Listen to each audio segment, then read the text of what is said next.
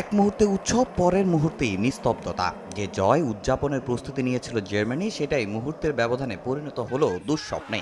আর সেই রাতেই ফুটবল বিশ্ব পেল নতুন এক রূপকথার নাম প্যারাগুয়ে। একটা গোলের অপেক্ষা ছিল পুরো জার্মানি, কিন্তু কয়েক সেকেন্ডের ব্যবধানে বদলে যায় সবকিছু। বাতিল হয়ে যায় স্বপ্নের সেই গোল। টাই ব্রেকারে নেমে আসে ভাগ্যের পরীক্ষা, আর শেষ শটটি জালে জড়াতেই ইতিহাস লিখে ফেলে প্যারাগুয়ে। বিশ্বকাপের সবচেয়ে বড় অঘটনগুলোর একটির সাক্ষী হয় ফুটবল বিশ্ব।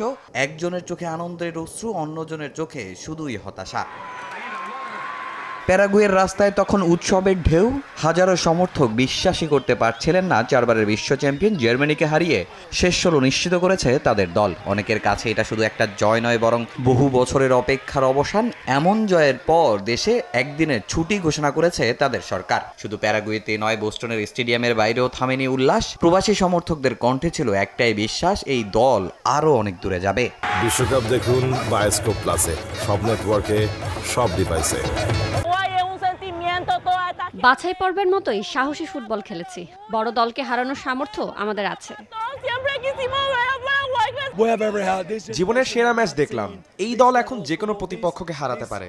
এবার আসুক ফ্রান্স। এখনো বিশ্বাস হচ্ছে না আমরা জিতেছি।